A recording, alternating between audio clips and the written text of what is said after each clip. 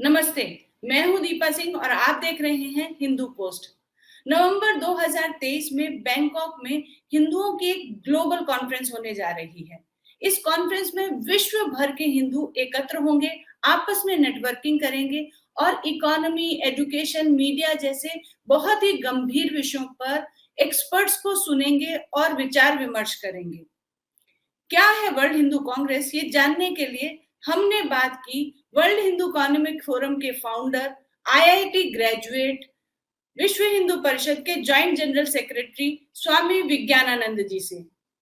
स्वामी जी, सबसे पहले तो जो लोग हमको देख रहे हैं उनको ये बताइए कि आखिर वर्ल्ड हिंदू कांग्रेस है क्या?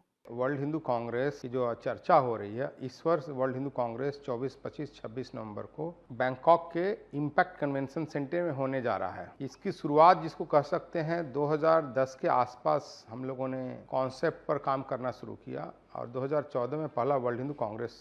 स्वामी जी, जब आपने वर्ल्ड हिंदू कांग्रेस को प्रारंभ किया तो आपका मूल उद्देश्य क्या था ये कॉन्फ्रेंस प्रारंभ करने का? इसे का उद्देश्य है कि हिंदू को हिंदू के रूप में कंटेम्पररी वर्ल्ड में अपने आप को एस्टेब्लिश करना है ना। हिंदू का नाम लेते ही क्या आता है?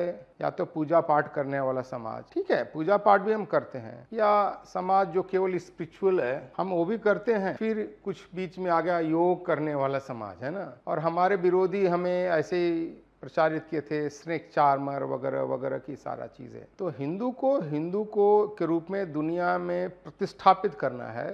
तो जो आज की कंटेम्पररी चीज़ है जिससे हिंदू समाज को ताकत मिलती है और दुनिया को भी फायदा होता है, उन सब पर काम करना होगा। तो हम लोगों ने विचार करके बोला कि 4 पिलर होते हैं: economy, education, media and politics. किसी भी समाज राष्ट्र का फाउंडेशन होता है जिस पर आपको काम करना है, जिस पर समाज खड़ा होकर के अपने आप को गर्व से कह सकता है ये हमारी ताकत है ना। और इसको ड्राइव करता है कौन है? ड्राइव कौन करता है? वो है यूथ, 50% वुमेन और जनरल समाज, है ना। ये ड्राइव करने वाला है। किसी पत्रकार ने वर्ल्ड हिंदू कांग्रेस के बारे में बहुत अच्छा लिखा था, वही मैं कोट कर रहा हूँ कि ये 4 पहियों का रथ है और उसको 3 घोड़े खींच रहे हैं। एक इसका स्वरूप के रूप में उसने वर्णन किया, तो वही बात है। तो इकोनॉमी का काम करने के लिए हमने इसलिए प्रारंभ किया कि देखो दुनिया में मैंने देखा जो सिविलाइजेशन है ना, इकोनॉमी फोकस होकर के अपने स्ट्रेंथ को गेन करता है, वो अपने आप को एस्टेब्लिश करता है फर्मली। जैसे हम लोग बहुत सारे बार बार हिंदू समाज यहूदियों का उदाहरण देता है, तो यहूदियों का उदाहरण देता है तो उनकी इकोनॉमी आज के ज़माने में बहुत मजबूत है ना। हमारा क्या है? देखो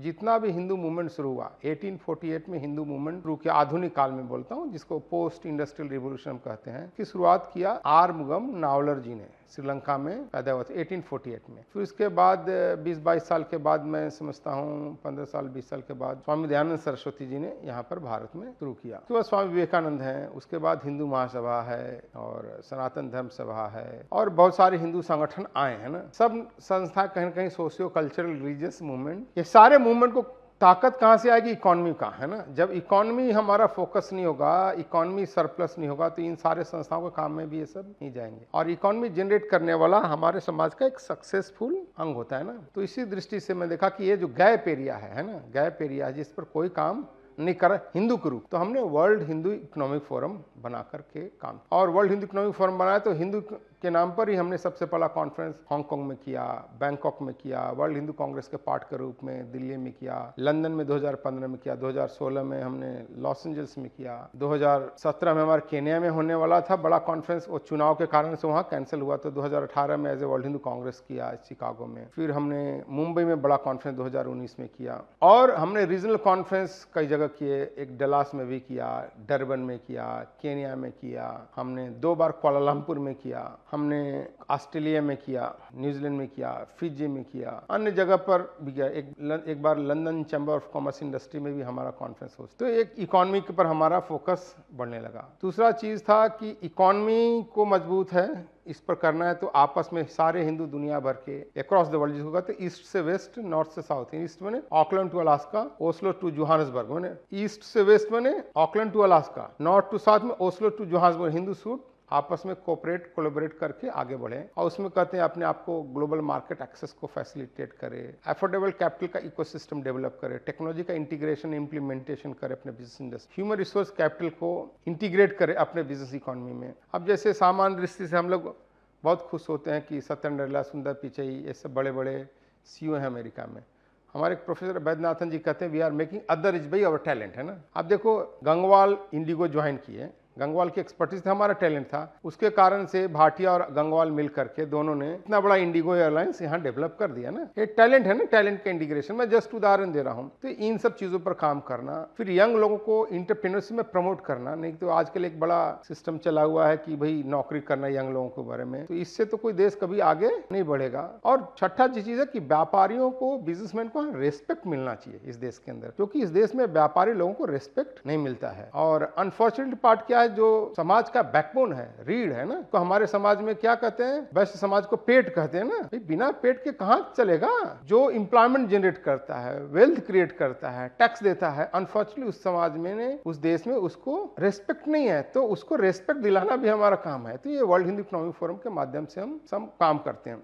फिर दूसरा दिखाई दिया कि एजुकेशन एक इतना बड़ा एरिया है, अगर इतने बड़े देश को एजुकेशन पर हम फोकस नहीं करेंगे तो भी देश ताकतवर, मजबूत नहीं होगा। तो इसके लिए हमने कहा एक संस्था बना, हिंदू एजुकेशन बोर्ड।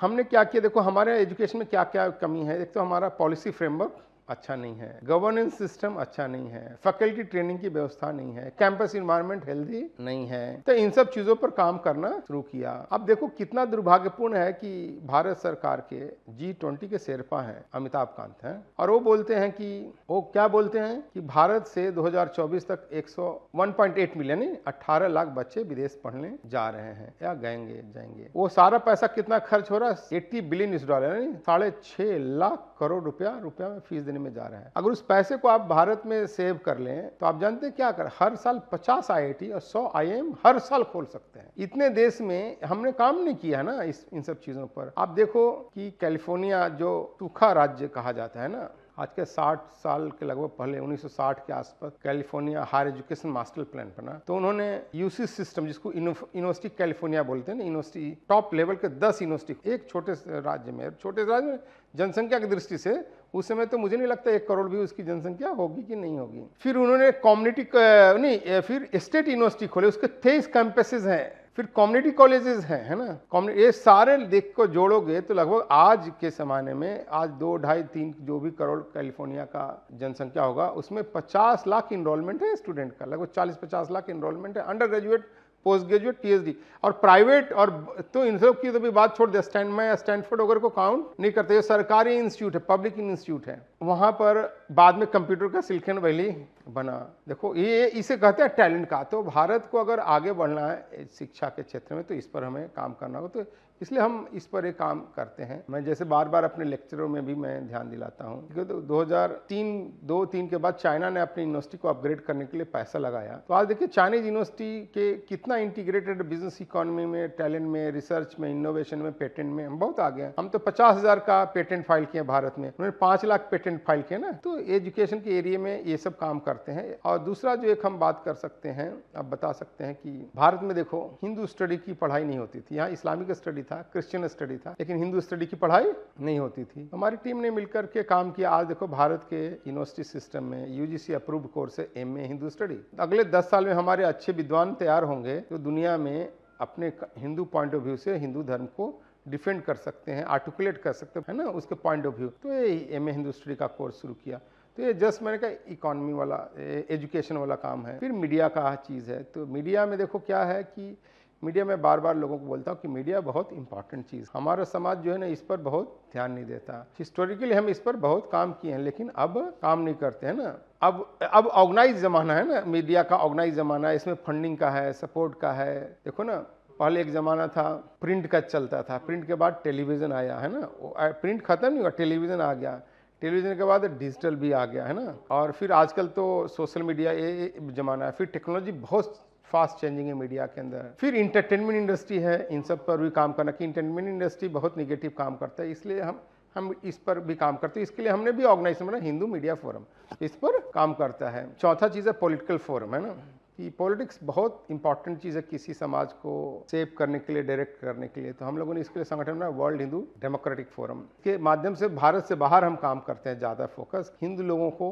पॉलिटिक्स में जाना चाहिए, एक्टिवली पार्टिसिपेट करना चाहिए, इन्वॉल्व होना चाहिए, उनको MLA, MP, minister, corporate councillor, think tank, policy maker में जाना चाहिए, है ना। एक जमाना था हमारे लोग नहीं जाते थे ना, हिंदू कहने से डरते थे, है ना। हमने कहा हिंदू के रूप में पॉलिटिक्स में जाना चाहिए और ये बात होने लगी। अब हिंदू लोग हिंदू के रूप में पॉलिटिक्स में जा रहे हैं, प्रोक्लेम भी कर रहे हैं ना। जो लोग डरते थे, आप देखो बॉबी जिंदल ईसाई बन गया, है ना। सारा परिवार उसका हिंदू परिवार है, लेकिन वो ईसाई बन गया। क्यों? कि अमेरिका में उसका एक्सेप्टेंस नहीं था। आज देखो कितनी गर्व से विवेक रामास्वामी अपने आप को हिंदू के रूप में खड़ा है और डिफेंड करता है, प्राउडली कहता है। देखो 15 दिन पहले ऋषि शुनक ने कैम्ब्रिज के अंदर मुरारी बापू की कथा में कहा कि मैं यहाँ हिंदू के रूप में आया हूँ, तो अपने आप को उसको हिंदू कहने में गर्व है। तो इस दृष्टि से हम पॉलिटिकल काम करते हैं। और दूसरा उद्देश्य इसका कि हिंदू लोगों को पॉलिटिकल पोजीशनिंग भी हो, अलग अलग देशों में हमारे इश्यूज हैं उस पर भी हिंदू लोग खड़े हों। ये लगभग धीरे धीरे हो रहा है। तो चौथा चीज है, ये 4 फाउंडेशनल काम करते हैं। 5वां चीज है ये वीमेन है, जिसको कहते हैं हमारे समाज का 50% वीमेन, है ना। ये 50% वीमेन इतना टैलेंटेड है, नॉलेजेबल है, कैपेबल आज के जमाने में, लेकिन टैलेंट का प्रॉपर यूटिलाइजेशन नहीं है। तो कैसे उस टैलेंट का इंटीग्रेशन हो, समाज को शेप दे, वो हमारे लीडरशिप हो, हमारे स्पोक्स पर बने, हिंदू पॉइंट ऑफ व्यू को आर्टिकुलेट करें। तो इन सब चीजों को लेकर हिंदू वुमेन फोरम का काम है। और दूसरा हिंदू स्टूडेंट, छठा हमारा काम है यूथ का। हम बार बार अपने यूथ को बोलते हैं, यू लाइक डिसलाइक, एग्री और disagree, you are going to face the future, है ना। If you prepare yourself to face the future, then you face the future bravely, है ना। टू डोंट प्रिपेयर योरसेल्फ, मैंने आप अपने तैयारी से नहीं रहो तो अब आपको अपने आप को ठीक से झेल नहीं पाओगे ना। जब अटैक आए तो आप बिखर जाओगे। तो ये करके जो दुनिया भर में हिंदू स्टूडेंट्स ऑर्गेनाइजेशन थे, उनको जो नए हैं उनको शुरू भी किया कैंपसेस के अंदर स्टूडेंट्स यूथ ऑर्गेनाइजेशन, और उन सबको इंटीग्रेट करने के लिए हिंदू स्टूडेंट्स यूथ नेटवर्क के माध्यम से हिंदू यूथ कॉन्फ्रेंस करते, रेगुलर करते रहते हैं उनकी एक्टिविटी। 7वां काम है होता Hindu organisation temple and association forum. कि हिंदू समाज क्या है, सेक्शनों में ऑर्गेनाइज है, सेक्शन में ऑर्गेनाइज है। जैसे भाषा ग्रुप है ना, तमिल, तेलुगु, कन्नड़, मलयालम, पंजाबी, मराठी, ये भाषा ग्रुप सब जगह बने हुए हैं। फिर क्या है, डिनोमिनेशनल बेस्ड ऑर्गेनाइजेशन है, उनके ऑर्गेनाइजेशन भी है ना, संभाव, Chinmaya mission, Ramakrishna mission, art of living, Gayatri पर, स्वामीनारायण, ये सब इस्कॉन, ये सब संगठन है। ये सब संगठन अपने अपने जगह पर बहुत अच्छा काम करते हैं। फिर क्या रीजनल एसोसिएशन है ना, पूर्वांचलीय एसोसिएशन, दक्षिण भारतीय एसोसिएशन, ये भी एक तरह के हैं। फिर रिलीजियस संगठन भी हैं। हम क्या करते हैं, इन सब संगठनों को कहते हैं भी सब आप अपने अपने संगठनों में इंडिपेंडेंट हैं, मिलजुल कर काम करते रहिए, लेकिन लेट्स ट्रांसेंड एक सेक्शनल हिंदू जो ग्रुप में बटा उससे ऊपर उठ करके लार्जर हिंदू आइडेंटिटी ग्रुप में खड़े होकर कुछ कॉमन मुद्दे पर जो सबको कंसर्न उस पर काम कीजिए और काम करते हैं। तो ये 7 एरिया पर हम काम करते हैं। सारे संगठन दुनिया भर में कभी ना कभी रेगुलरली अपनी एक्टिविटी करते रहते हैं। अब इन सब का एक ज्वाइंट स्वरूप खड़ा करना है, तो ज्वाइंट स्वरूप खड़ा करने के लिए हमने वर्ल्ड हिंदू कांग्रेस का प्लेटफॉर्म खड़ा कर दिया है। और ये वर्ल्ड हिंदू कांग्रेस है, उसी की अगला कॉन्फ्रेंस, जो मैं बार बार कह रहा हूँ कि अगला कॉन्फ्रेंस 24, 25, 26 नवंबर को वो बैंकॉक के इम्पैक्ट कन्वेंशन सेंटर में होने वाला है। जो मीडिया में जो आपने चर्चा किया वो सब उसी की चर्चाएं। स्वामी जी, आपको मेरा अगला प्रश्न थोड़ा बचकाना लग सकता है, लेकिन मुझे लगता है बहुत सारे लोग ये सोचते होंगे कि वर्ल्ड हिंदू कांग्रेस में ये जो कांग्रेस शब्द है ये क्यों है, इसका क्या अर्थ है? देखो, कांग्रेस का अर्थ होता है, लोग समस्या है कि हमारे लोग क्या कांग्रेस कहते, कांग्रेस पार्टी से जोड़ देते हैं ना। मैं आपको थोड़ा लाइट नोट पर बोल रहा हूँ कि पहले सीरियस बताता हूँ फिर लाइट नोट बताता हूँ कि देखो, कांग्रेस का अर्थ होता है महासभा, हिंदुओं की गैदरिंग, है ना, वंस इन ए 4 ईयर, 4 साल में एक बार हम इकट्ठे हो, उस सेंस में कांग्रेस में महासभा के रूप में इसका स्ट्रक्चर है। ये कोई रिलीजियस फंक्शन नहीं है। और अब कांग्रेस क्यों रखा मैं आपको बता रहा हूँ कि भारत में इंडियन साइंस कांग्रेस भी होता है, इंडियन हिस्ट्री कांग्रेस भी होता है, लेकिन उसके बारे में उसको कांग्रेस पार्टी से कोई रिलेट नहीं करता है। मैं जब वर्ल्ड हिंदू कांग्रेस रजिस्टर्ड करके पर भारत सरकार से परमिशन लेने गया तो ऑफिसर ने हमें बोला कि स्वामी जी ये कांग्रेस गवर्नमेंट, उसमें कांग्रेस गवर्नमेंट थी, है ना, तो सोनिया की सरकार है, मनमोहन इनके प्रधानमंत्री है, सोनिया इनकी बॉस है, और आप हमें वर्ल्ड हिंदू कांग्रेस का परमिशन मांग रहे हैं। तो मैंने उनको हंसते हुए कहा कि भाई वो आप जिसकी बात कर रहे हैं उसको बोलते AICC, all India Congress committee, but actually वो है ऑल इंडिया क्रिश्चियन कांग्रेस है और ये वर्ल्ड हिंदू कांग्रेस है ना। और फाइनली जानते हो हमें परमिशन मिला कि हमारा सारे पैरामीटर सब सही थे, परमिशन मिला, हमने वर्ल्ड हिंदू कांग्रेस किया। ये उद्देश्य है कि हिंदुओं का एक स्ट्रक्चर्ड रेगुलर फोरम कंटिन्यूअसली होते रहे, उस सेंस में इसको कांग्रेस नाम है ना, महासभा का अर्थ। हाँ देखो क्या है, आपको दो तरह की बता रहा हूँ। ये वर्ल्ड हिंदू कांग्रेस के रूप में 2014 से शुरू हुआ, और इसके जो जो जो जो पार्टनर कॉन्फ्रेंस हैं जिसको हम कह सकते हैं, जैसे इकोनॉमिक फोरम वगैरह की शुरुआत 2012 से हुई, इकॉनमी यूथ ये सब 2012 से हुई। देखो 1 2 3 देखो इंटर कनेक्टेड लोगों को तो फ़ायदे बहुत होते हैं। बिजनेस जो इकॉनमी वाले हैं, इकॉनमी की बात करते हैं, एजुकेशन वाले मिलकर के अपने एजुकेशन को इम्प्रूव करने, कोलैबोरेशन पार्टनरशिप की बात करते हैं, ये तो हो रहा है। मीडिया की बात है, लोगों में मीडिया में अवेयरनेस आने लगी, बहुत सारे लोग मीडिया में जाने लगे, है ना। आप जानते हो कि मीडिया की बात इंटरटेनमेंट इंडस्ट्री में देखो, कश्मीर फाइल बना, आप जानते हैं, है ना।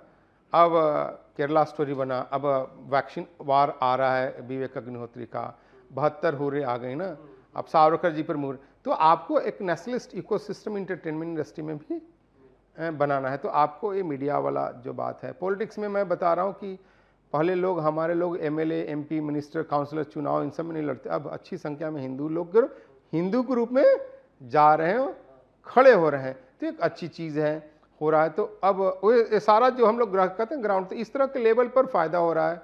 यूथ लोग अपने आइडेंटिटी लेकर असर्टिव नहीं था, आज यूथ असर्टिव है।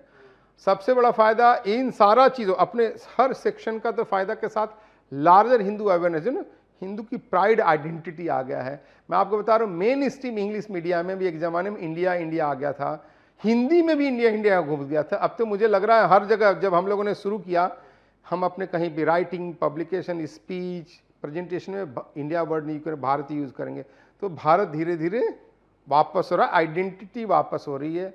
तो इसके बड़े फ़ायदे हैं। इसी का डिस्कशन का ही पार्ट था कि हमने एमए हिंदू स्टडी कोर्स यहाँ के मेन स्ट्रीम यूनिवर्सिटी में यूनिवर्सिटी ग्रांट कमीशन के द्वारा अप्रूव्ड कोर्स के रूप में शुरू करवाए। तो ये सब इसके इम्पैक्ट हैं।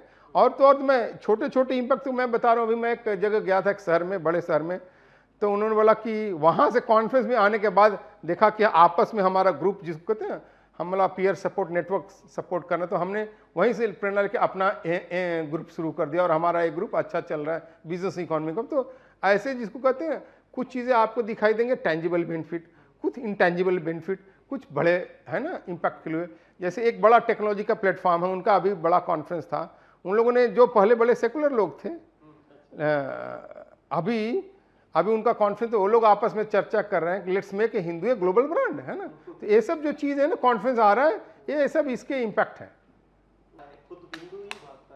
देखो क्या हुआ कि हिंदू हमारी पहचान है ना, जो बार बार मैं कहता हूँ, हिंदू हमारी पहचान, हिंदू हमारी हिस्टोरिकल पहचान है। क्या पहचान, आइडेंटिटी जो है किसी बुक से, किसी कथा प्रवचन से नहीं बनती है ना। आइडेंटिटी में उसका हिस्ट्री, उसकी जो ना इतिहास, संस्कृति, बलिदान की परंपरा है ना, जिसको कहते हैं ना, बनती है।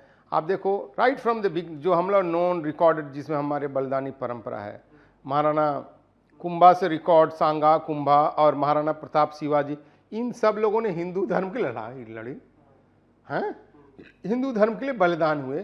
तो इसलिए आज भी हमारी आइडेंटिटी हिंदू है। अनफॉर्चुनेटली क्या हुआ कि आर्य समाज के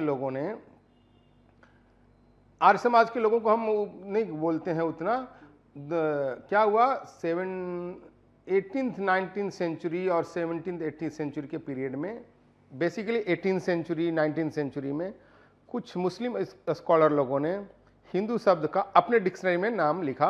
हिंदू का अर्थ है काला, काफिर, चोर। पर्शियन डिक्शनरी था, भारत के लगभग उर्दू पर्शियन डिक्शनरी था, जिसको लुगत बोलते हैं ना, जैसे बहुत सारे लोग कहते हैं जवाहरुल लुगात, फरोजुल लुगात, गयासुल लुगात, ये सब सारे थे।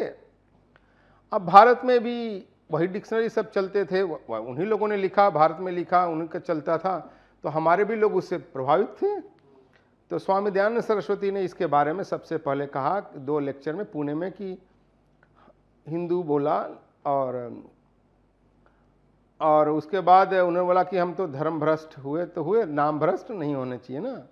अब उसको लेकर के आर्य समाजी लोग बहुत अपना कंपेनिंग शुरू किया। हालांकि स्वामी दयानंद सरस्वती ने इसको बाद में करेक्ट किया ना। करेक्ट इन द सेंस क्या है कि एक बार एच परकिंस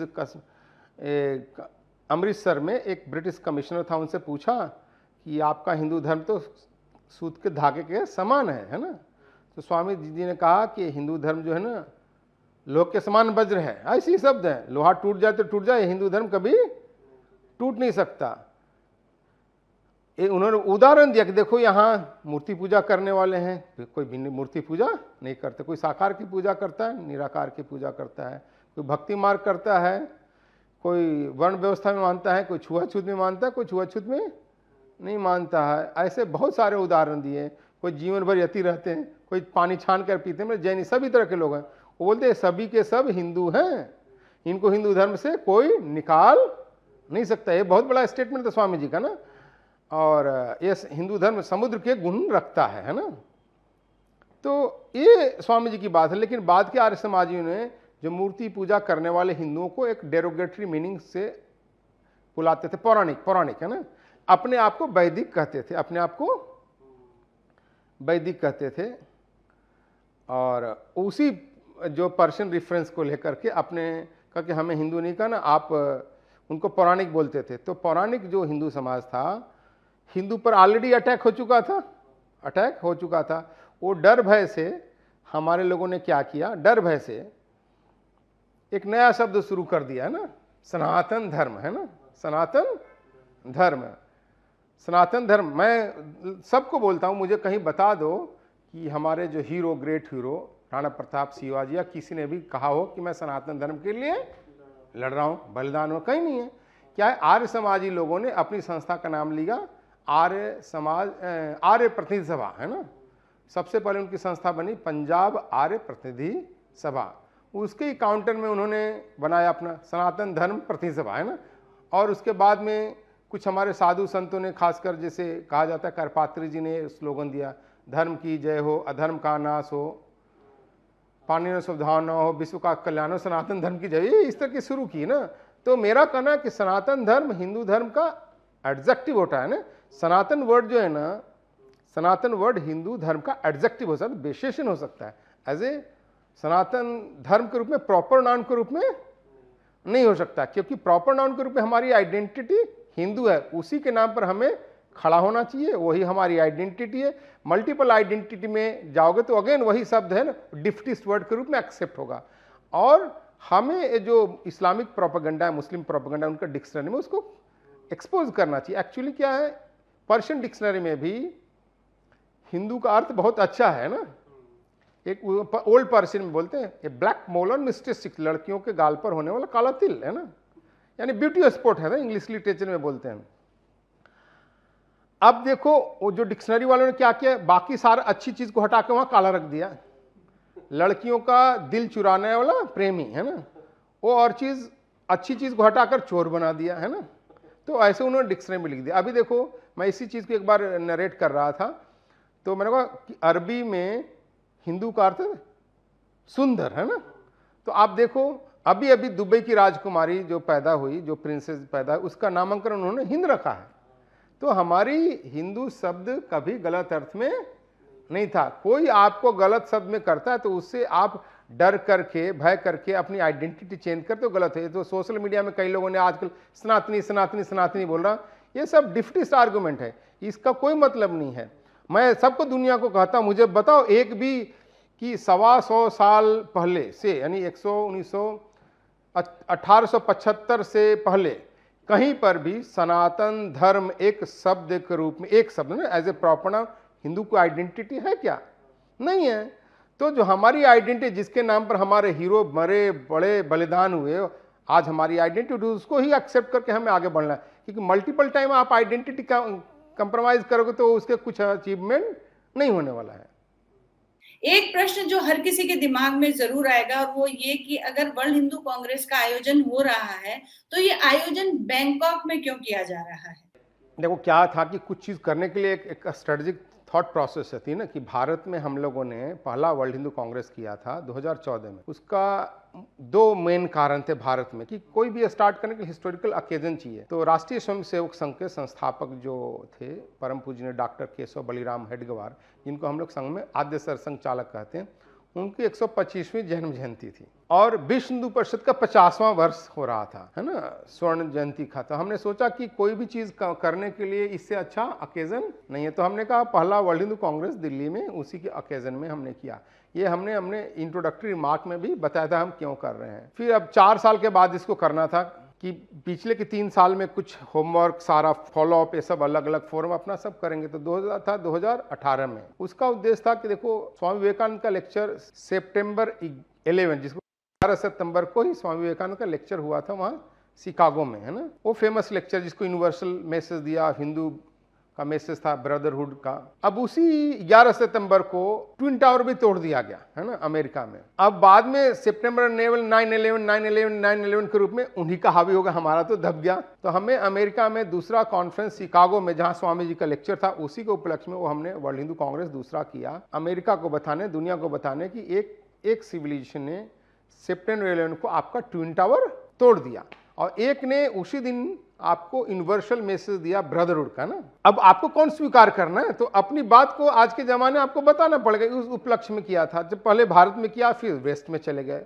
फिर हम बैंकॉक इसलिए आ रहे हैं कि ये भी हमारा प्राचीन हिंदू संस्कृति, भारतीय संस्कृति, ये सब जो है उसका क्षेत्र था ना। Laos, Cambodia, Vietnam, Indonesia, Malaysia, Thailand, ये सब उसका व्यापक क्षेत्र है ना। मलेशिया में देखो राजा आज का राजा भी दसम राम अपने आप को बोलते हैं। इसके पहले उनके पिताजी थे और नवम राम लिखते थे, चक्री डायनेस्टी थी, है ना। वहाँ पर भी एक अयोध्या शहर है, आप देख लो। फिर आप देखो सबसे बड़ा मंदिर अंकोर वट है वहाँ। इंडोनेशिया में परमबनन है, लाओस में वटफू है ना। वियतनाम के अंदर चंपा सिविलियंस के चाम मंदिर, जिसको चाम टेम्पल बोलते हैं, चंपा वालों के नाम चाम है। तो ये सारा इलाका, मलेशिया में तो हमारी अच्छी संख्या है, म्यांमार में भी है, तो इस सेंस का कि ये सारा हिंदू समाज जो है ना कैसे उससे इंटीग्रेट हो, तो उसको लेकर के ये हमने इस साल बैंकॉक में प्लान किया है। तो नवंबर में होने वाला कॉन्फ्रेंस जो है वो कहाँ होगा, किन डेट्स पे होगा, हमारे दर्शकों को जरा बताइए, ताकि उनमें से भी बहुत सारे लोग वर्ल्ड हिंदू कांग्रेस में पार्टिसिपेट कर सकें। जो 24, 25, 26 नवंबर को इम्पैक्ट कन्वेंशन सेंटर में है और सारा इंफॉर्मेशन www.worldhinducongress.org के उपलब्ध है। और सामान्य लोगों को लिए हमने उस पर $300 रजिस्ट्रेशन फीस है। महिला लोगों को अफर्मेटिव डिस्काउंट है जिसको $200 है, और स्टूडेंट जो बिलो 35 हैं उनका $150 रजिस्ट्रेशन फीस है। आप रजिस्ट्रेशन करेंगे तो आपको वहाँ पर सारा इंफॉर्मेशन वेबसाइट पर मिल जाएगा। आप अपना जाके होटल भी बुक कर सकते हैं, टिकट तो बुक करना ही पड़ेगा जब वहाँ जाना है। और सबसे बड़ी चीज़ है कि थाईलैंड में अराइवल वीज़ा है ना, कोई समस्या नहीं है और इतना एक्सपेंसिव जगह नहीं है।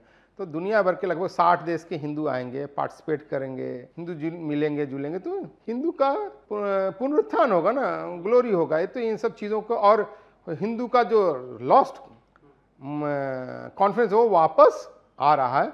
हिंदू समाज अपने आप को मजबूती से पुनरुत्थान के लिए बढ़ रहा है, जहां से उसको स्ट्रेंथ मिलता है, उन्हीं सब को एरिया पर फोकस करते हुए। इस बार के वर्ल्ड हिंदू कांग्रेस में कौन से बड़े नाम हैं जो सम्मिलित होने जा रहे हैं?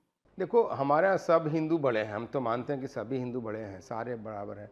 हमने इस बार सोचा है कि हर बार किसी न किसी को हम लोग सम्मानित करते हैं।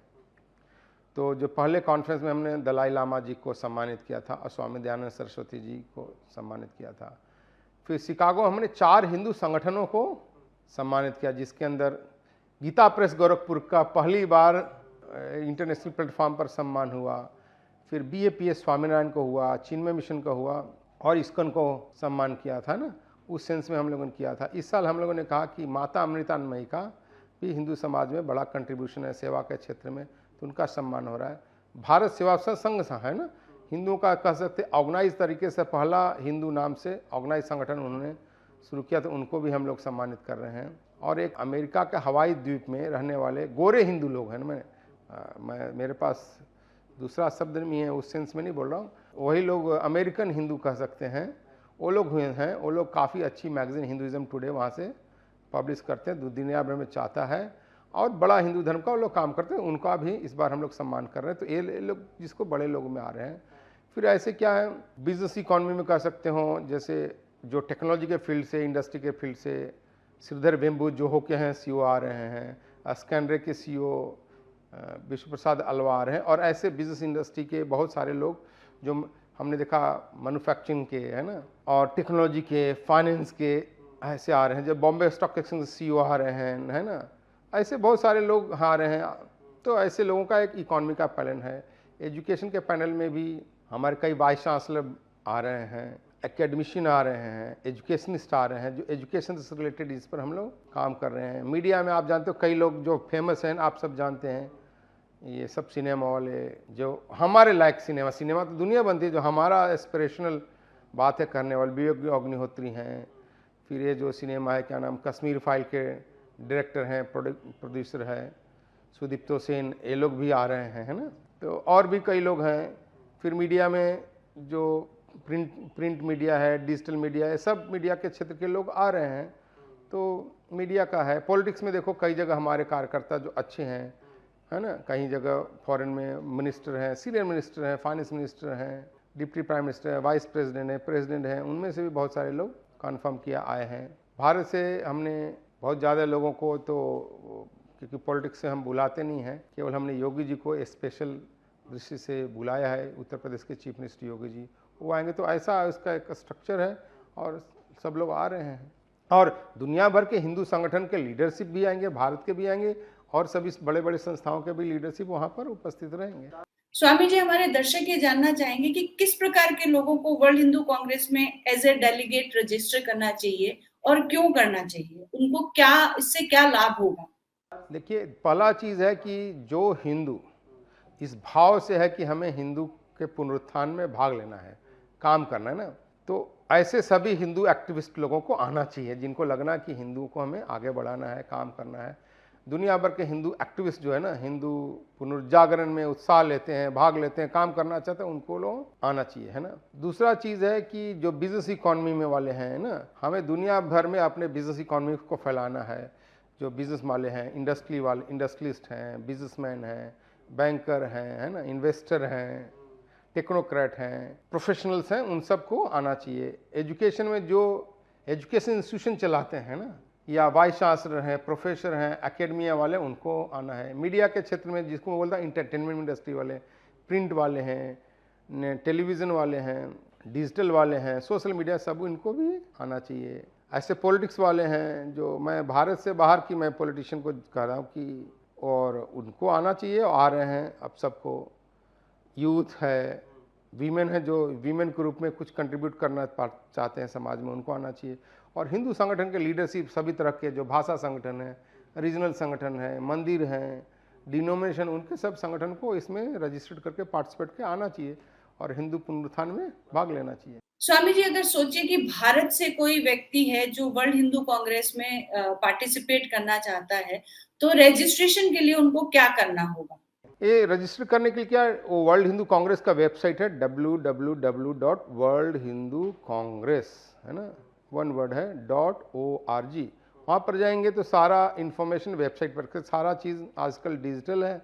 वहाँ पर रजिस्टर करेंगे तो सीधे आप अपना इन्फॉर्मेशन डालिए, जो उसके जो सेक्शन बने हुए डालिए, और फिर आप पे कीजिए, तो फिर आप रजिस्टर करेंगे। इसका सिंपल प्रोसेस है, और उसके बाद जो भी आपको इंक्वायरी होगी तो वो सारा वेबसाइट पर इन्फॉर्मेशन है। वर्ल्ड हिंदू कांग्रेस 2023 के आयोजन के लिए आपको और आपकी पूरी टीम को हिंदू पोस्ट की तरफ से बहुत बहुत बधाई, और हमें विश्वास है कि भारत से बहुत सारे डेलीगेट्स इसमें पार्टिसिपेट करेंगे। बहुत बहुत धन्यवाद। नमस्कार।